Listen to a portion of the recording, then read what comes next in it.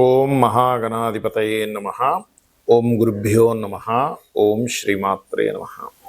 పరమేశ్వర స్వరూపమైనటువంటి జ్యోతిష, వాస్తు మరియు ఇతర అనేకమైనటువంటి శాస్త్రములను మనకు అందించినటువంటి మహర్షులకి నమస్కారం. హయగ్రీవ హయగ్రీవ హయగ్రీవేతి యో వదేత్ తస్య నిస్సరతే వాణి జహ్నుకన్యా ప్రవాహవత్. అరుణాం కరుణాతరంగితాక్షీం ధృతపాశాంకుశపుష్పబాణచాపాం అనిమాదిభిరావృతాం మయూకైః అహమిత్యేవ విభావయే భవానీం. శ్రీమాత్రే నమః. ప్రేక్షకులకి ఆ లలితాంబిక అమ్మవారి యొక్క అనుగ్రహం పరిపూర్ణంగా కలగాలని స్ఫూర్తిగా కోరుకుంటూ మనం ఈరోజు విశ్వవసు నామ సంవత్సరంలో ద్వాదశ లగ్నాల వారికి గుర్తుపెట్టుకోండి. లగ్నం తెలియని వారు మాత్రమే రాశి చూసుకోండి, ఎందుకంటే రాశి కంటే గొప్పది లగ్నము. ఇది గుర్తుపెట్టుకోండి. లగ్నం తెలుసు, హ్యాపీగా లగ్నం నుంచి నేను చెప్పినటువంటి చూసుకోండి. కానీ ఇక్కడ మనకి రాశి ఫలాలకి ఎక్కువ ప్రాధాన్యత ఇస్తూ ఉంటారు కాబట్టి రాశి చూసుకోవచ్చు, తప్పేం కాదు.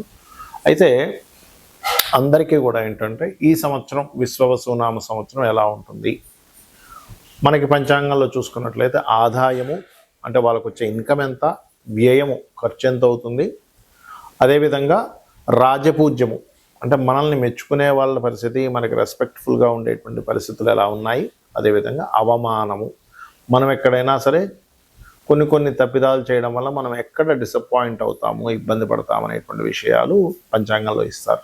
మరి అవి యాజ్ ఇట్ ఈజ్గా అలాగే సాగాలని ఉంటుందా, దాన్ని మనం ఏదైనా మార్చుకోగలమా, అదేవిధంగా మనకి మన జీవితంలో ఉన్నటువంటి ధనం కావచ్చు, వివాహం కావచ్చు, అదేవిధంగా జాబ్ కావచ్చు, అబ్రాడ్ వెళ్ళడం కావచ్చు, ఇన్వెస్ట్మెంట్స్ కావచ్చు, ఇట్లాంటి అనేకమైన అంశాల్లో ఎలా ఉండబోతుంది ఈ సంవత్సరం, మీకు ఏ విషయాల పట్ల జాగ్రత్త వహించాలి, ఏ దేవతా ఆరాధన, గోసేవ ఏం చేసుకోవాలి, అదేవిధంగా ఎటువంటి దానములు ఇవ్వాలి అనేటువంటి విషయాల్ని ఒక్కొక్కటిగా నేను మీకు వివరిస్తాను. ఈ యొక్క విషయాలు చెప్తుంది నేనైనప్పటికీ కూడా చెప్పిస్తుంది సాక్షాత్ లలిత అమ్మవారిగా భావిస్తూ తెలుసుకుందాం. తులాలగ్నము, తులారాశి, తులవారికి కనుక చూసుకున్నట్లయితే ప్రధానంగా ఇక్కడ ఈ యొక్క రాశి వారికి 11-5 అంటే ఆదాయం 11, వ్యయం 5. చక్కటి ఆదాయం, ఎందుకంటే 11 లక్షలు వస్తున్నాయి ఉదాహరణకి, సంవత్సరానికి 5 లక్షలు ఖర్చు అవుతుంది అంటే చాలా మటుకు మీకు సేవ్ అవుతున్నట్టే అక్కడ, రైట్. సో ఆదాయ వ్యయాల విషయంలో ఇబ్బంది ఏమీ లేదు. కాకపోతే రాజపూజ్య అవమానం మాత్రం తక్కువగా ఉన్నాయి రెండు కూడా. అంటే మెచ్చుకునే వాళ్ళు, గుర్తించే వాళ్ళ సంఖ్య తక్కువ, ఎందుకంటే మనిషికి చాలా ముఖ్యం గుర్తింపు. మనం ఏ పని చేస్తున్నా గుర్తింపు కావాలి.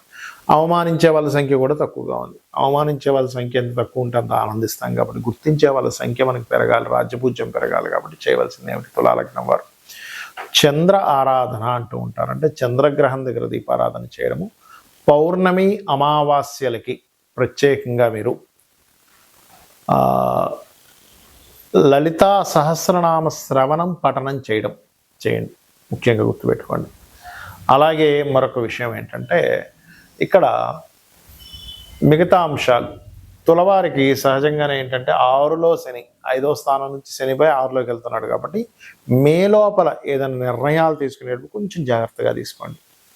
తొందరపాటు నిర్ణయాలు పనికిరావు, స్లోగా. ఎందుకంటే పంచమంలో శని ఉన్నప్పుడు ఏమవుతుందంటే నిర్ణయాల విషయంలో మనం ఏదో తొందరపడవో లేకపోతే పోస్ట్ పోన్ చేస్తూ కూడా నిర్ణయాలు తీసుకుంటాం. ఒక్కోసారి ఎక్కువ తొందరగా తీసుకున్నా మంచిది కాదు, లేట్ చేసినా మంచిది కాదు. ఎందుకంటే మే, జూన్, ఆల్మోస్ట్ మార్చ్, ఏప్రిల్, మే ఈ టైమ్స్లో ఏమవుతుందంటే కుజుడి యొక్క దృష్టి ఉంటుంటుంది కాస్త ఈ పంచమం మీద, నీచబడ్డ దృష్టి. కాబట్టి ఒక్కోసారి అగ్రెసివ్గా అయ్యో అన్నీ లేట్ చేస్తున్నాము తొందరపాటు తీసుకుంటారు, కొన్నిసార్లు ఆలస్యం చేస్తుంటారు. ఈ జాగ్రత్తలు తీసుకోవాలి. అలాగే 6లో శని ఎప్పుడు కూడా పరాక్రమాన్ని, కోర్టు కేసెస్ మీద గెలుపుని ఇస్తూ ఉంటుంది. మొదటి 3 నెలలు విశ్వవసు నామ సంవత్సరం మొదటి 3 నెలలు కుజుడు నీచంలో ఉంటున్నాడు కాబట్టి, మిథునంలోకి వెళ్ళి వెనక్కి వచ్చి కర్కాటకంలో ఉంటున్నాడు కాబట్టి ఫినాన్షియల్ మ్యాటర్స్ విషయంలో కుటుంబ సభ్యుల్లో ఎవరైనా యువకులు ఉన్నట్లయితే వాళ్ళతో ఉండేటువంటి సంభాషణ లేనట్లయితే మొదటి 3 నెలలు కాస్త ఉద్యోగ సంబంధించిన విషయంలో స్ట్రెస్ ఎక్కువగా ఉంటుంది. ఈ యొక్క విషయాల్లో కాస్త జాగ్రత్తగా ఉండండి. తొందరపడి ఉద్యోగం మారిపోవాలి, కోపంతోనో ద్వేషంతోనో ఎవరి మీద ఉండేటువంటి దీంతో మనం ఒక్కోసారి తప్పు నిర్ణయాలు తీసుకుంటాం. అటువంటి విషయాలు ఎట్టి పరిస్థితుల్లో చేయకండి. అలాగే మీరు ఏదైనా ఇన్వెస్ట్మెంట్స్ చేసేటట్టయితే మొదటిగా ఈ మే లోపల ఎటువంటి ఇన్వెస్ట్మెంట్స్ చేయకండి. ఎందుకంటే ఇన్వెస్ట్మెంట్ స్థానంలో కేతు ఉన్నాడు. మే తర్వాత లాభంలోకి రవి వెళ్తాడు కాబట్టి, రవి స్థానంలో కేతు వెళ్తాడు కాబట్టి లాభంలోకి అక్కడ ఏమవుతుంది, ఎప్పుడైతే జూన్ వస్తుందో జూన్ నుంచి లాభకేతువు రాజకీయ లబ్ధిని, అలాగే చూసుకున్నట్లయితే తులవారికి any medical related, chemical related, pharma related ఇట్లాంటి వాటిల్లో లాభాలని ఇస్తూ ఉంటుంది. అలాగే మరొక విషయం ఏంటంటే ఇక్కడ ఈ యొక్క గురువు యొక్క స్థితి 9వ స్థానంలో ఉన్నాడు. ఈ లగ్నానికి అంత శుభుడు కాదు కాబట్టి కొంత శుభాలను అందిస్తాడు లగ్నాన్ని చూస్తున్నందుకు గురువు. కాకపోతే ఏదేమైనప్పటికీ కూడా ఒక్కొక్కసారి శత్రువులు చూడండి మంచిగా ఉంటూ శత్రుత్వాలు ఏర్పడుతుంటాయి. ఒక్కోసారి చాలా మంచి కోరుకునే వాళ్ళలాగా, చాలా మనకి గైడ్ చేసే వాళ్ళలా ఉంటూ ఇబ్బంది పెట్టే వాళ్ళ యొక్క ఇది ఉంటుంది. కాబట్టి ఈ యొక్క విషయంలో కాస్త జాగ్రత్త పడండి. ఇక మీరు చేయవలసినటువంటి దేవతారాధన, మీకు పంచమ స్థానంలోకి రాహు వస్తున్నాడు కాబట్టి వీలైనంత మటుకు పితృతర్పణాలు, పితృదేవత ఆరాధన ఎక్కువగా చేయండి. ఓం దుమ్ దుర్గాయ నమః అనే నామస్మరణ, కాళికాదేవిని కూడా ఎక్కువగా తలుచుకోండి. ఓం కాళికాదేవి అయి నమః అనే నామస్మరణ ఎక్కువగా చేయండి. సినిమా ఫీల్డ్లో ఉండేటువంటి వారికి, రాజకీయ నాయకులకి ఇది ఒక మంచి సమయంగా చెప్పుకోవచ్చు, పంచమ రాహు సంచారం అనేటువంటిది. మరియు అదేవిధంగా చూసుకున్నట్లయితే కాస్త మీకు దగ్గరలో ఆలయాలు ఏదైనా ఉన్నట్లయితే, ముఖ్యంగా ఆంజనేయ స్వామి ఆలయం ఇట్లాంటి వాటిల్లో గారెలు దండ వేయండి, అన్ని విధాలా మీకు బాగుంటుంది.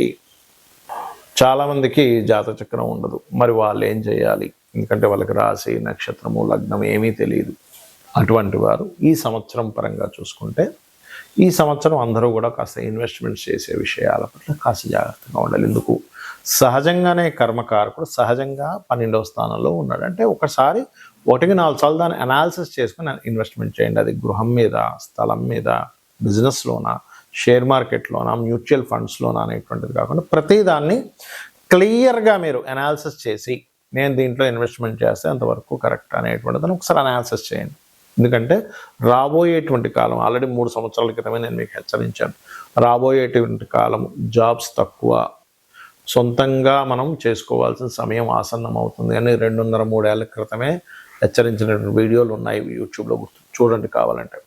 ఎందుకంటే శని నీచ పొందేటువంటి స్థానం వైపు ప్రయాణిస్తున్నాడు కాబట్టి ఇప్పటికీ మించిపోయింది ఏం లేదు, ఇంకా 2.5 సంవత్సరాల తర్వాత వెళ్తాడు అక్కడికి. కాబట్టి మీకు ఇక్కడ కనబడుతూనే ఉంది చూడండి, జాబులు తగ్గుతూ ఉన్నాయి.